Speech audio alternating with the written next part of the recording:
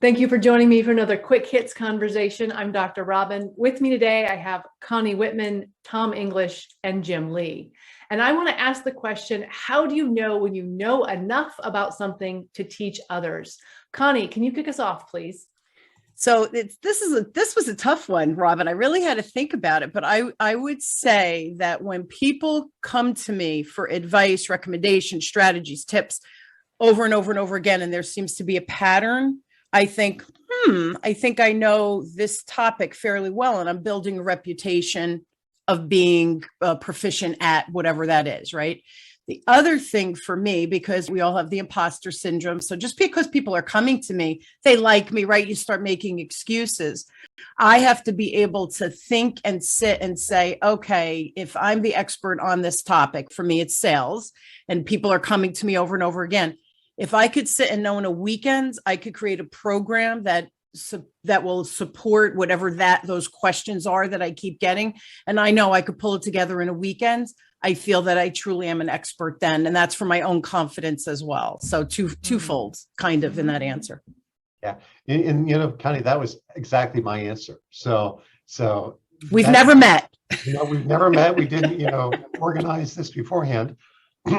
Beyond, I think there's a question of when do you know when you can teach, right? And then there's also when you're almost obligated to teach, okay?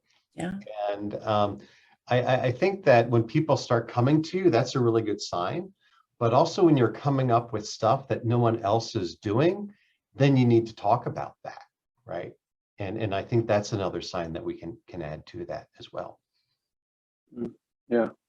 I like that answer that you gave, Connie, about people coming to you and people asking you for advice, because that's kind of how I feel that my mentoring started was when people were coming to me and talking to me, and I was talking about my experience when I walked I sleepwalked my way into the hedonism trap, and I was like, hang on a minute, how did I get myself into this situation when I was pursuing pleasure but I ended up miserable? How did that happen?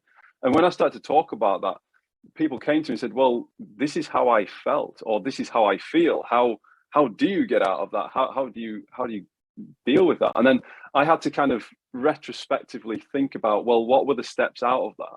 And then put together a program that actually makes sense, because sure, I can talk to people about that. I know enough intuitively in my own self, but then it's about being a bit more scientific about it and looking at the process involved in that as well, and figuring out how to make it work. I think one of the things, maybe just to flip this slightly, if I may, Robyn, and not be too unorthodox here, but one of the things that came to mind when I was thinking about this question is, what is it that you don't have to be in order to teach enough, to teach somebody, or to know enough to teach? And that's perfect. You don't have to be perfect.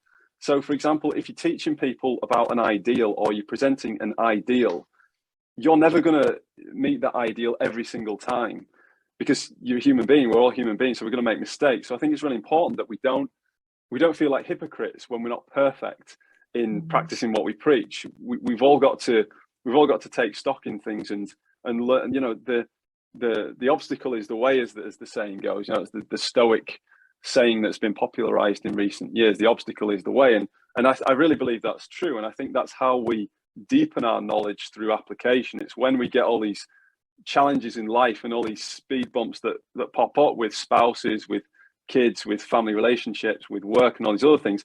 That's when we really deepen our learning. It's not that we didn't know enough to be able to teach it. It's just that the application of it is now different, so that our knowledge becomes deeper as well.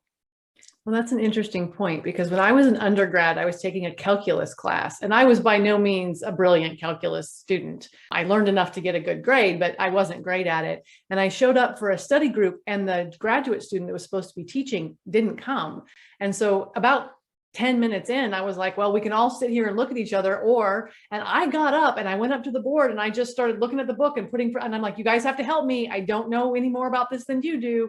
And we had a really great study group, kind of just talking through and trying to figure it out and looking at and doing it ourselves, because I was willing to just get up and go, I have no idea, but I can write problems on the board and we can talk about it. So was I teaching? No, I was learning. I just happened to be the one standing at the board. Well, there's telling, there's showing, and there's doing.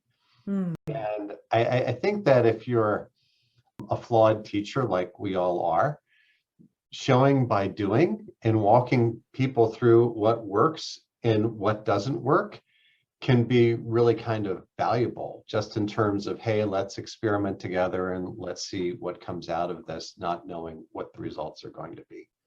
Mm-hmm. And I loved your point, Jim, about when are you obligated to teach? And I think for me, the answer to that is if someone needs what I have and they know less than I do, and how much I know is irrelevant at that point. Mm-hmm. If I know more than they do and they need help and they have a question, then why wouldn't I share it regardless of whether I feel like an expert? Yeah. And for Tom, I mean, I haven't heard of the hedonism trap before, so that was new to me. And I would suggest that maybe you have an obligation to talk more about that. Yeah, and that's a good point, actually, Jim, because I didn't want to do it to start with. I didn't really want to do the whole mentoring thing to start with. I'm not really one of these folks that wants to be famous on social media or anything like that. But like you say, I did, the more and more that I spoke about it at local groups and with young people and at Toastmasters groups and things like that, more and more people coming up to me and saying, yes, I know exactly what you mean. And I'm saying, yes, it's difficult, isn't it? Because we are exposed to all these different stimuli. And I think with all the research that I've done around this, as I've kind of retraced my own steps and thought, well, where did I go wrong and how can I help other people? I think there's nothing but a moral obligation for me to do this. And that means that I will do things. I will step out of my comfort zone and do it, because how can I not, how can I not give people the warning if that's what is necessary? And can I just, do we have time, Robyn? Go ahead, wanna Connie. just, build on, Tom, what you just said, because I think also people approach us because they trust us or they feel safe with us, that they're not afraid to have those vulnerable conversations. So it goes back kind of, Robyn, what you said too, is you don't have to be the epitome of the expert.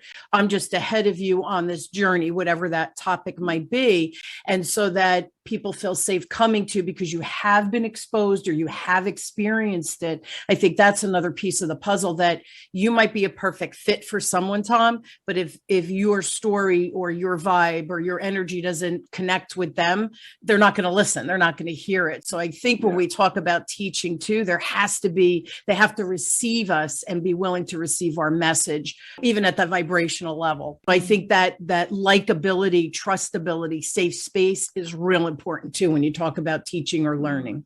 Yeah, I agree with that. I'd like to talk really quickly, go back to Connie, your point. How do you get over the imposter syndrome enough to put yourself out there as someone who can help? I think that you just have to be the best version of yourself that you can be, and you can't make claims of things that you're not. So that's as good as I can go with that. Mm-hmm. Tom, what are your thoughts? How do you get over the imposter syndrome and put yourself out there?